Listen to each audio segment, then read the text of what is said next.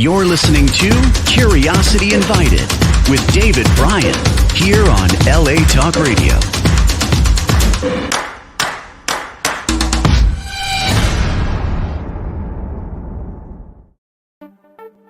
Hello, my name is David Bryan, and this is Curiosity Invited, a podcast inspired by endless curiosity. Tune in for an open-minded conversation about interesting and important things. Everybody, and welcome to Curiosity Invited. I'm David Bryan, and today I have the distinct pleasure of speaking with two gentlemen and a woman, a lady. I guess if it's two gentlemen, it's a lady. And they are, let me just introduce them briefly.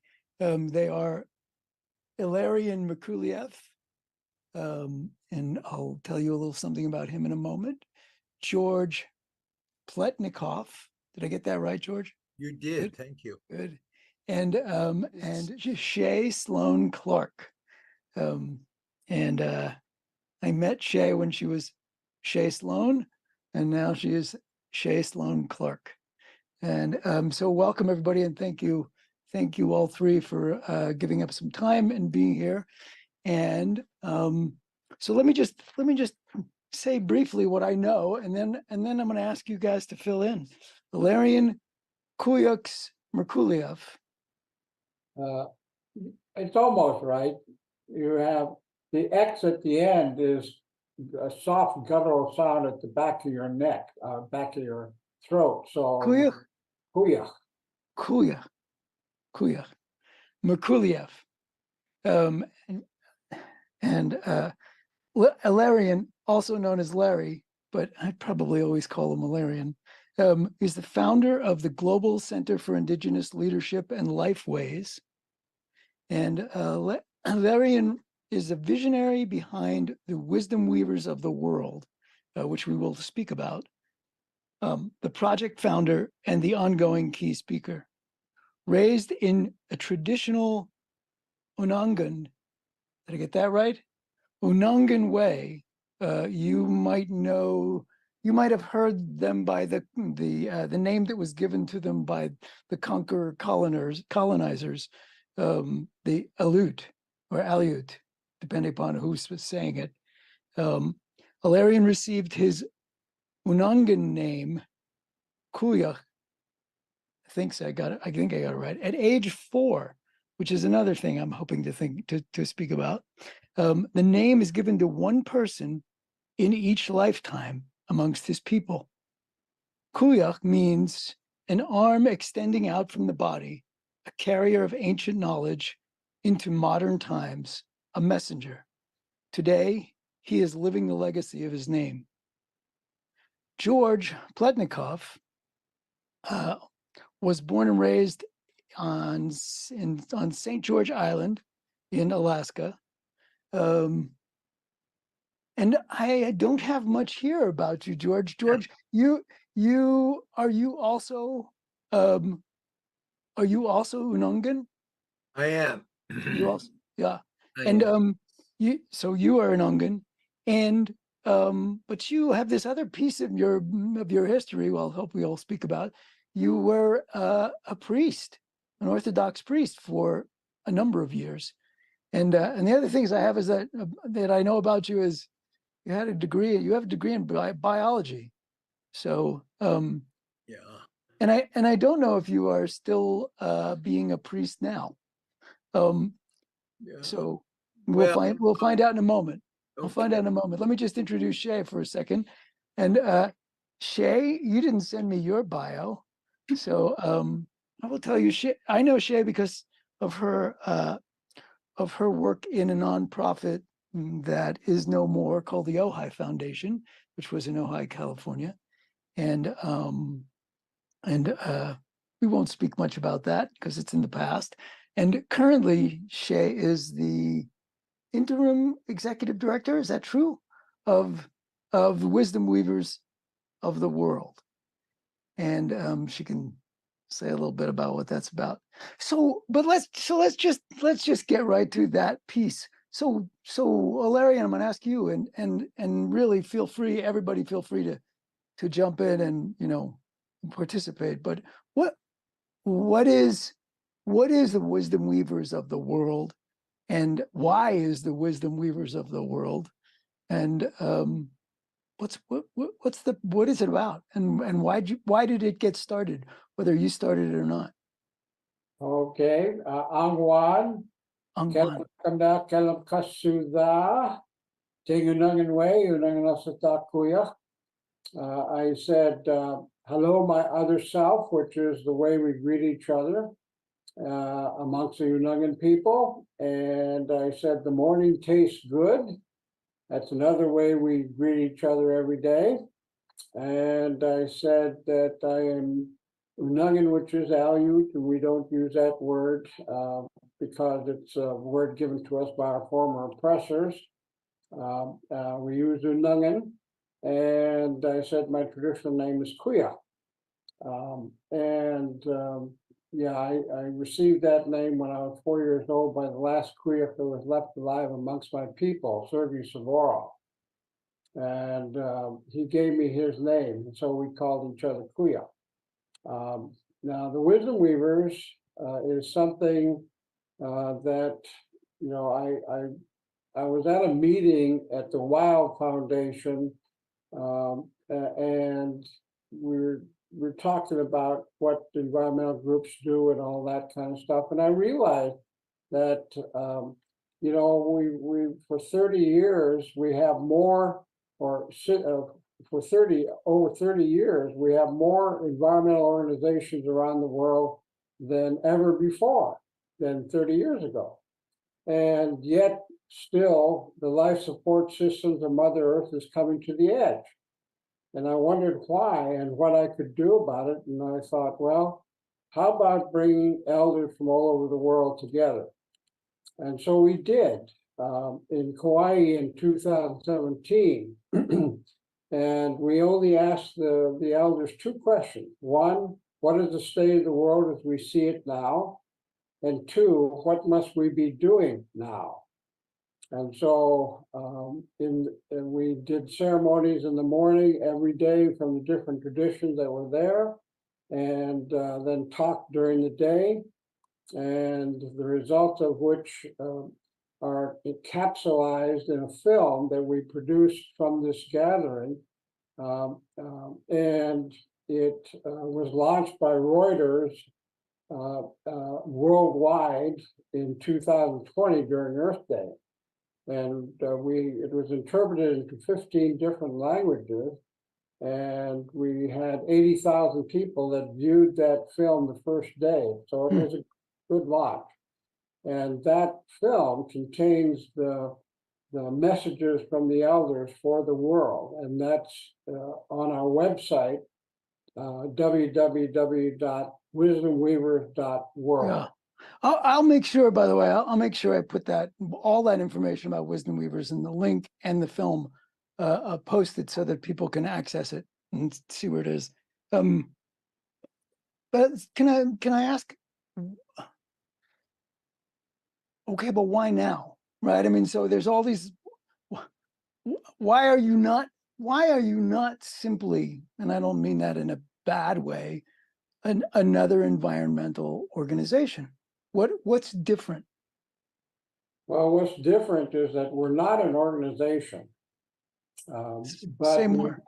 we have a team of people who work with the Wisdom Weavers to connect elders around the world and to get our messages out on various media. So we've been doing like 2 gatherings on Zoom a week for the last 3 years all over the world. And so we're getting the messages of the elders to the world out. And why now is that the elders feel like it's not a question about whether or not Mother Earth is going to survive. She survived for billions of years, and she's going to survive for billions more. It's a question about whether or not we humans are going to survive. And they feel like we don't have very much time left. We've got to act now. Yeah, thank you. And do you guys do the Wisdom Weavers or do other organizations approach you? Yes. Do some of these environmental organizations want to I don't know how to say it, to work with you or to get something from you? Or You know, not environmental organizations. We get no. spiritual people, spiritual organizations, spiritually based organizations, and people from around the world that contact us. So this is a question. So the message, your message is not focused necessarily on the environment, but something else. So could you or George, could you say something about, and you know, you guys can fight about who's saying it. um, uh, say I have something about what that message is. Yeah. Sure. If you don't mind, Larry, I have a thought on that. Just to mention that I worked with Greenpeace for about 12 years. Hmm. They recruited me, and I worked here in Alaska and primarily with tribal communities. And when I talk about tribal communities, it's the villages. We have about 229 tribes in Alaska. And many of them I worked with trying, and this is the point that I wanted to make on your question, and that is that I can go to school and learn about biology, and primarily what I'm learning about biology comes from understandings assembled by the Western culture, which is a culture that is radically different than indigenous people's cultures. So when you ask the question that so you're really not an environmental organization, um, it kind of popped up in my head that what we have learned has come from the experiences of our ancestors and what they learned and what they passed on to us. Now, our responsibility as I don't know if I want to call myself a messenger of their knowledge is to continue to use that knowledge to create an understanding about how we perceive and learned about how creation and our survival are dependent upon what our ancestors gave to us. It isn't in the sense, it isn't a formal education. It isn't anything that we can learn from books, but it is something that they gathered together. You could imagine just about the Unungan people who lived out on the Aleutian Islands here in Alaska and survived for, as far as we understand, more than 10,000 years living there. And so when we gather with other indigenous tribes and groups, we're sharing our experiences and what we've learned from our ancestors together. We're not sharing theories or we're not sharing hypotheses, if that's if that's a good word. Or That's a lot of yeah, hypotheses. a lot of hypothesizes. And that what we learned that's very different than Western cultural ways, I think, is that it is intricately tied with our spirituality. it isn't sort of like science in that regard that Western cultures would think of, but it is tied closely to our spirituality. So you are underlining and emphasizing that difference between uh, both what you know about the experience of the planet or of the Earth and the things that are on it, and what the West knows, not just what they know, but how they know. And I guess, is it shareable? Can people from the West understand it? From people who are immersed and grow up in a culture that is, as you speak about it, in some ways very, very different, very foreign. Um, can the average Westerner relate to it? Understand it? Is there something about it that is that bridges the cultural divide? Well, David, that's a central question. And what the elders from all over the world are unanimous about this. What we need to do now is change our consciousness from the mind to the heart. Well, yeah, and when you say we, you're not talking about just indigenous people. You're talking about everybody. Yeah, everybody. Got it. That the mind is now the consciousness that is centered around the world, and then we look at it as the seat of intelligence. But what I'm talking about is trans um, uh, I don't know what you would call it, but it's more than the knowledge that is contained in the mind. And the mind is the reason, according to these elders, that has that talks to us rather than our hearts talking to us. And that we can't tell the difference between the mind talking and the heart talking, because the mind is very clever. It makes you think that it's your heart talking when it may not be. And that this consciousness is the reason, according to these elders, the core reason why we have all the ills in the world. We have wars, we have the gross violation of women, the refugees, the political corruption, the deforestation, the droughts and famine, floods. All of these things are caused, were created by humans, and that we cannot just simply pray to a God that's like a Santa Claus God that says, please give me this, please give me that. That we need to take responsibility for our actions as human beings, and we must act now to change this consciousness. The heart is a place that I feel is our main connection with the divine, and that it contains peace and harmony and justice and patience and love and all these things that your heart is.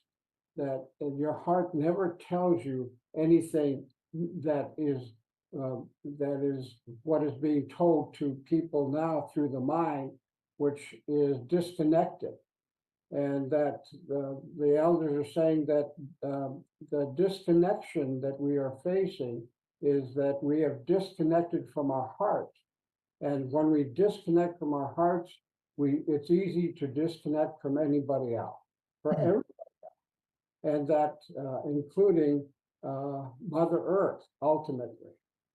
And so this connection needs to be healed. So yes, we're hearing. I mean, in all the group gatherings that we've done on Zoom in the last 3 years, we can see that there are millions of people that are starting to change from the mind to the heart. So you reminded me of, excuse me, years ago I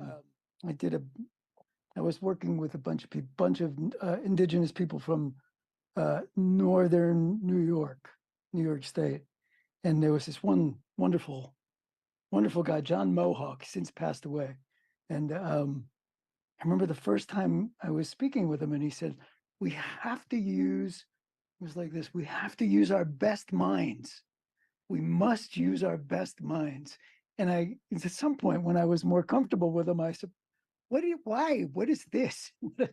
And it was exactly that message. Well, his was, that the mind, the best mind, we can there's all sorts of things that happen in our brain, in our mind, and that's terrific.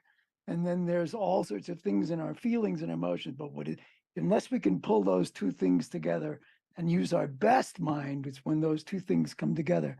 And so I'm wondering if as you gather, as all of the I'm assuming they're the leaders, but maybe not, the people from these various indigenous groups come together. So they are in all sorts of ways far apart, but right, I mean, they have different traditions, and they have different costume, they have different dances and songs, and but is there a through line? Is there a commonality? Is there, like, do you feel like you walked into a place where people are all speaking different languages, and it's hard to understand what the hell they're talking about? And I don't actually mean language when I say that, but, or do you feel like you've walked into like a long lost family that just got together? It's like they discovered, oh wait, you're like me.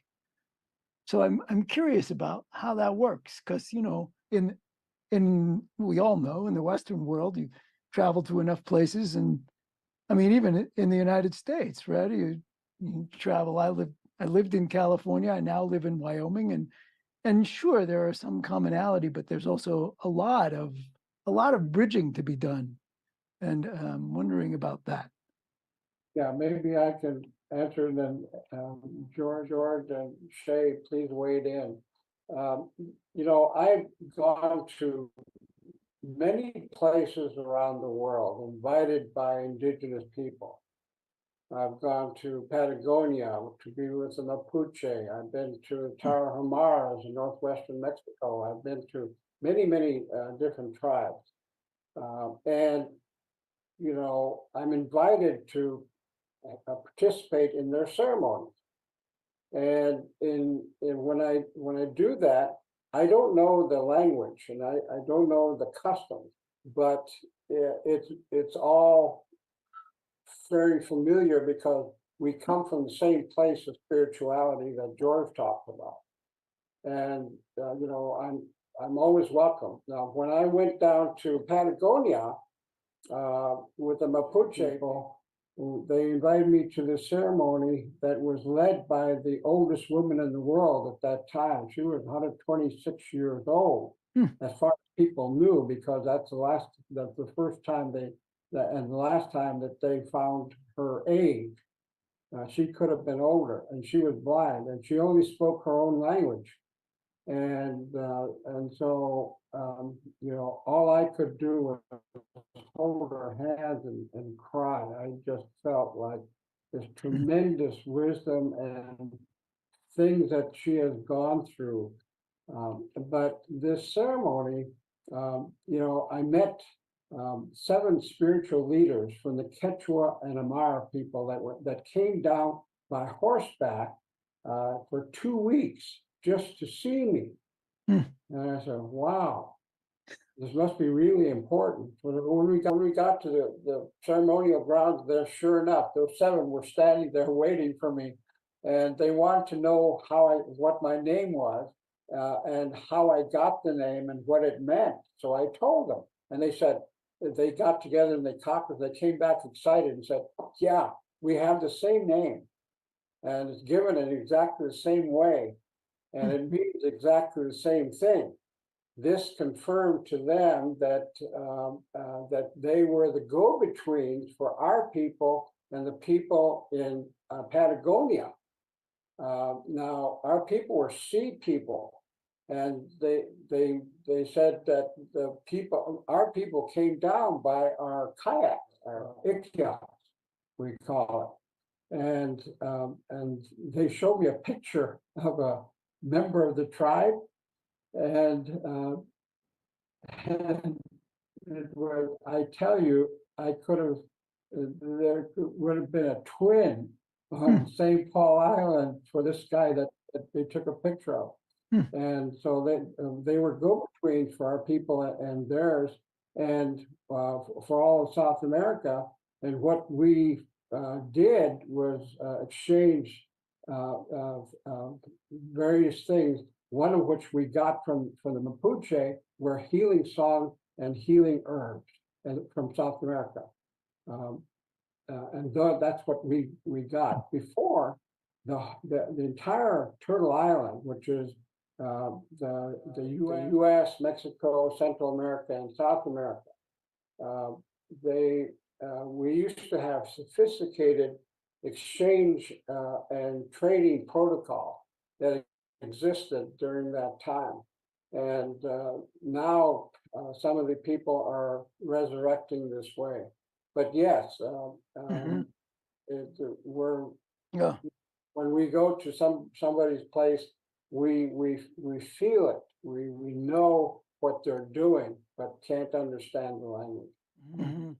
George Shea? Well, Oh, sorry, being very quiet. just to answer your introductory question about me and my priesthood.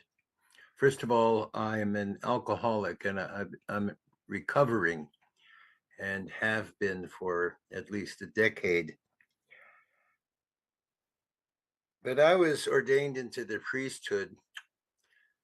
I no longer serve or function as a priest, but that the bishop who ordained me said that, you are a priest forever, as the Holy Book says, after the order of Melchizedek. And in that capacity, my goal somehow was to figure out, and I'm still trying to do that, our Unangan people before 200 years ago. 200 years ago was our invasion, or how do they call that? People they come in and they're colonizing. And that was the colonizing stuff. So as Unangan, we've been Christian for only 200 years, and that's like, you're not even, boy, you have, we're just infants in terms of having any relationship and understanding of holiness and God in the Christian understanding.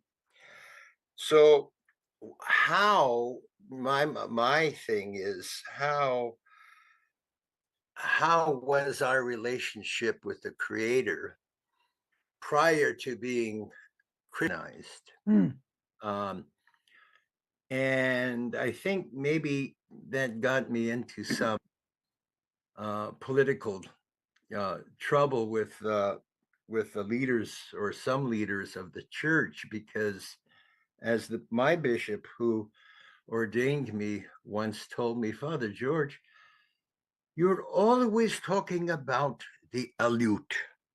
He was of Russian descent and migrated to America during the Second World War. So he had a very strong accent yet. And I said, yes, because that's who I am. And my question, at least in my mind, is, what is the relationship between the Creator and the Unangan people before we were Christianized? And I have to tell you, seeking an answer to that is a very exciting experience. Why? Tell me more. Because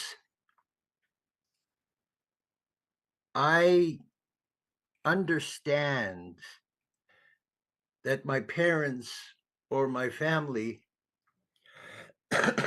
excuse me, or my ancestors are not gone. They are still praying. They are still communicating with us. They are still living with us.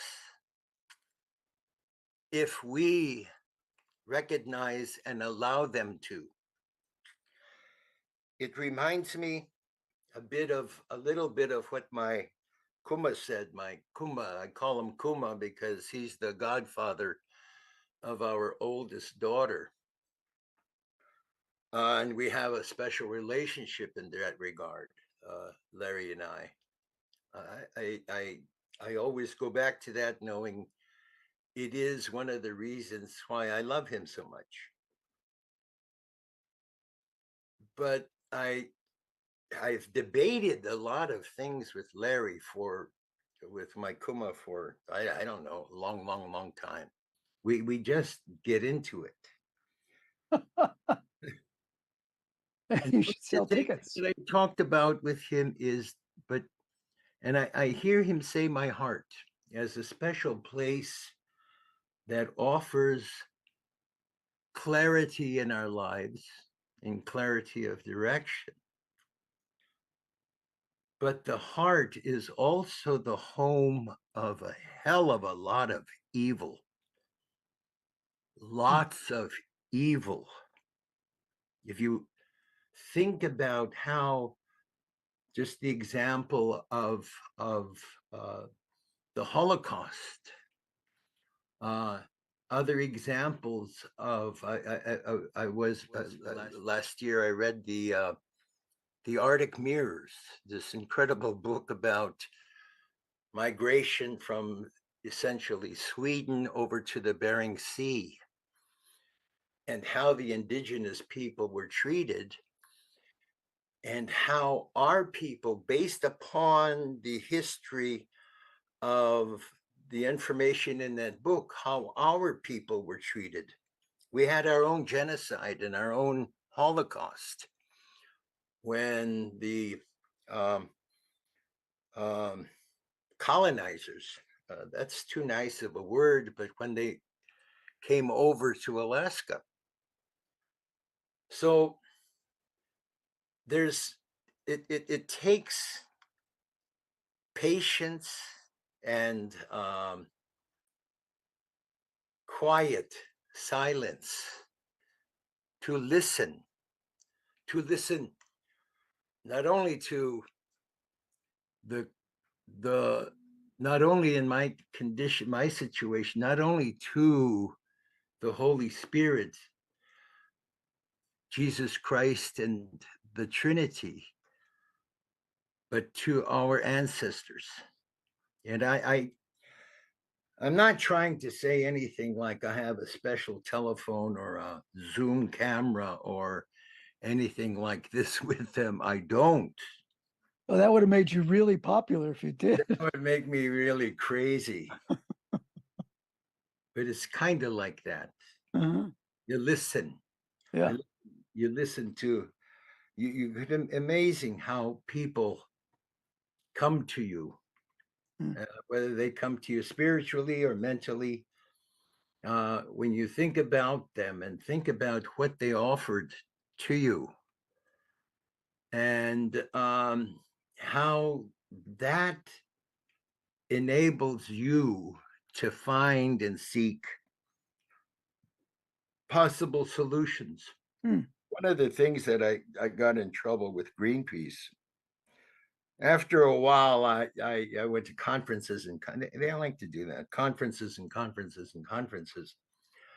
And so obviously I had to train and learn them and learn their philosophy and learn their probable solutions to overfishing in the Bering Sea, for example. And what do we do about that? And one of the things that I ask them is, you bring a lot of people from Europe to work here in the United States on environmental issues, Christianized, and how that happened and how that worked. And so that's kind of, Yeah. and that was a tie to my priesthood. Yeah. Uh, I want to, I'm sorry to stop you. I just want to make sure, Shay, I want to give you a chance to say something. If you're called to, you don't have to, but yeah. Are you there? You are. Here. I'm here. I'm in the tall grass. I see that. corn. Are you in corn? Nope, just No? tall grass. Tall I'm one of the wee people. I am Irish. My mother is first generation American, and my ancestors come from Europe on a small island that is called Ireland. And from my perspective, for my listening, I love your question, George, about your ancestors' relationship to creation prior to Christianization. And I feel like I share the question of my own ancestors and, before, who were we before the Crusades, and who were we before the burning of the women and the healers of former times, and who were we before these perpetuated traumas, and who are we now, and how do we reconcile the capacity, Larry, in your words, of living from the heart and the purity that can come from that space, and then the traumatic harms that are lodged in our memory and that we repeat, what we've endured, we give unto others.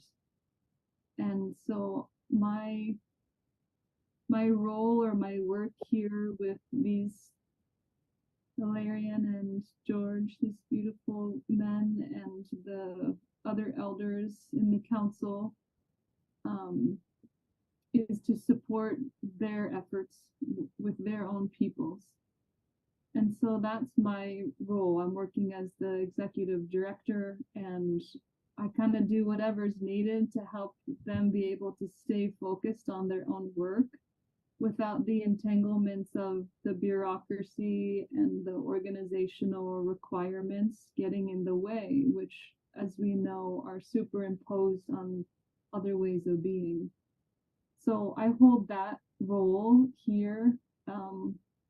And then I also do my own work related to ancestors and ancestry and working in other spaces where there are different elements. Then I will never center that. Like, I wouldn't interject in this Zoom call to say, well, let's talk about all the European, although I'm willing to. But there are other spaces where whiteness and the history and legacy and impacts of that is so often ignored. And we jump instead to solutions or saying things like, this isn't a political space, so don't bring up those issues. Where I feel and appreciate that a deeper healing or a deeper connection is possible when we can look at and be with the kaleidoscopic truth or impacts of these intersections. And so, I'm here and I'm listening and happy to speak, and also happy to not. And yeah, thank you for the invitation and the chance to be here with all three of you. Yeah. Yeah, David, Please. Yeah, please. what George said is very true. And I hope that people take that to heart. We had none people had our own Holocaust, where 80% of our population was wiped out in 50 years. That's quite a bit. Mm-hmm. And we we have a remarkable group of people that we come from. You know, like the Jews, we had our Holocaust. Like the Japanese Americans, we were interned in Southeast Alaska, where we were basically prisoners. Where 10% of our elders and young people died because at the hands of the U.S. government because of the way they treated us. We had no health facilities. We had every kind of disease, impetigo, measles, smallpox, tuberculosis, all of these things that were in the camp. My grandmother is buried in Southeast Alaska, who died during that time.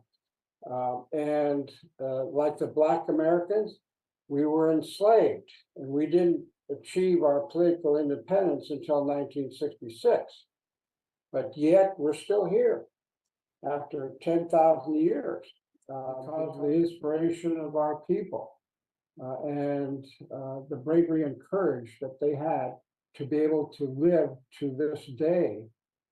And this is the legacy that we carry that is so important now.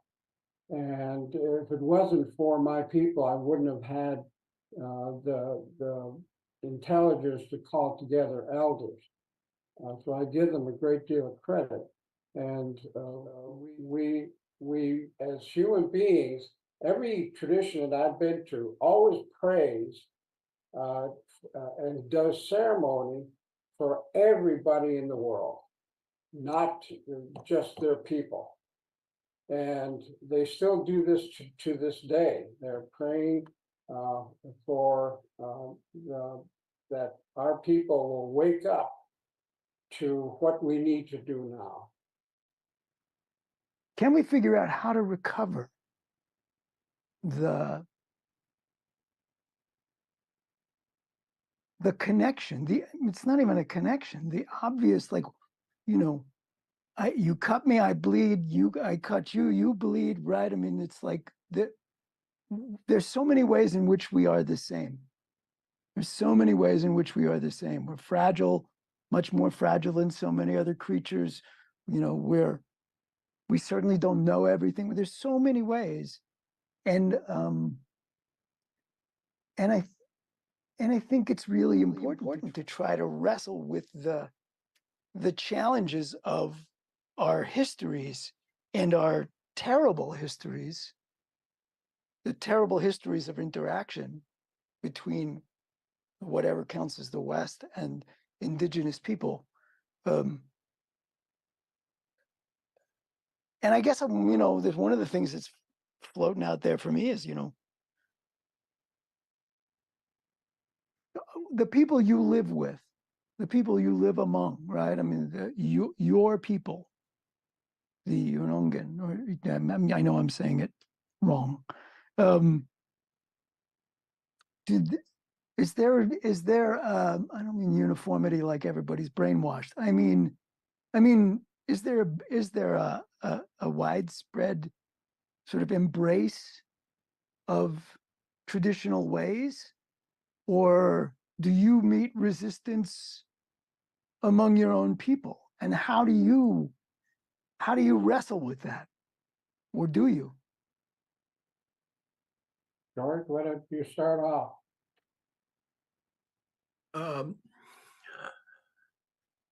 Our youngest son, Junior, I didn't name him Junior. My wife named him Junior. He just got married a year ago. He lives out at St. Paul Island. And he has a little girl who, by the way, is... Anyway, so they came and stayed with us for these last 2 weeks, largely just to be with us for our wedding anniversary. We celebrated our 50th anniversary a few days ago. Happy anniversary. And so thank you. And so they wanted to be with us to do that. And he teaches the Unungan Tunu, the Unungan language. He teaches the Unungan language on St. Paul, which is very, very challenging to him, because he struggles with validity.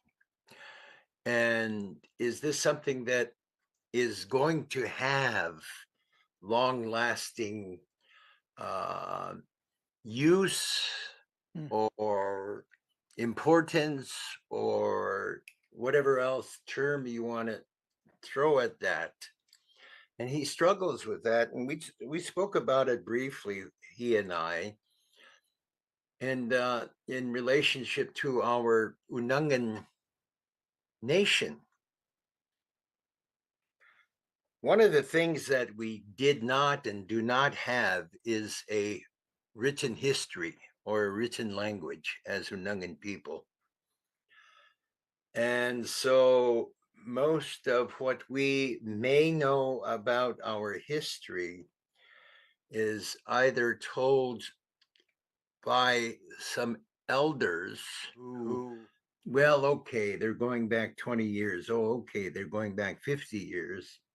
And it's very, very narrow of time in the past and not much to depend upon in terms of, okay, well, then how about 500 years ago? Well, yeah, no. One of the things that my son and I talked about was not knowing who we are, that we roam around on these really very difficult islands and environment, storms, rain, monsoons, all kinds of stuff. And fog. And it's not very comfortable, but it's our home, and yeah, many of us love it. But we're roaming, trying to decide, or at least have an understanding of who we are.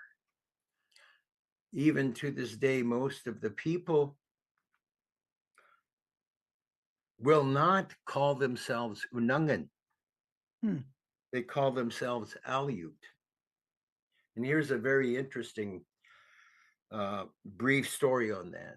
The bishop of the Orthodox Church went to St. George Island last May to celebrate the feast day of the patron saint of that island, St. George. And in one of his interactions with the community, he said, yeah, the St. George Unungan Orthodox Church, instead of saying, and I've been sort of lobbying about this or talking about it for, I don't know, 20 years, ever since I was admonished by my bishop, you're always talking about Aleut, is that it should be the St. George Unungan Orthodox Church. We ought to have a relationship with that. It should be ours. It should be our church, not the St. George Russian Orthodox Church or the Holy Ascension Russian Orthodox Cathedral, but struggling to find out what it is that ties us to where we live, who we are, and our ancestry.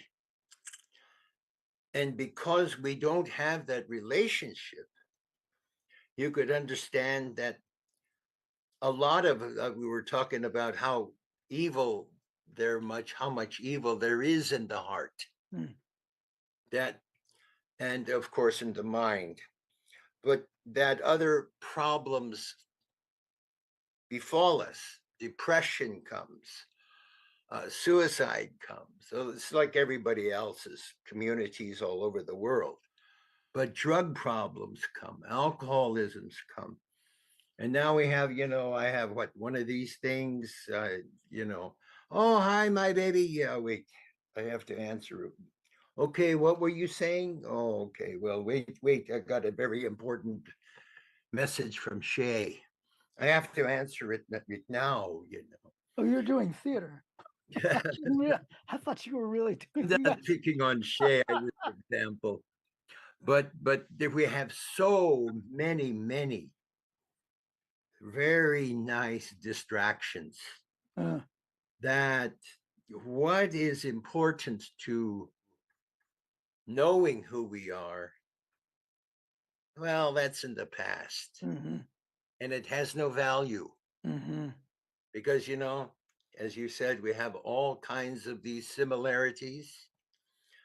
Um, Spiritually, I don't know. mhm. Some of us are Episcopalian in the Christian church, or some of us are Buddhists or whatever else.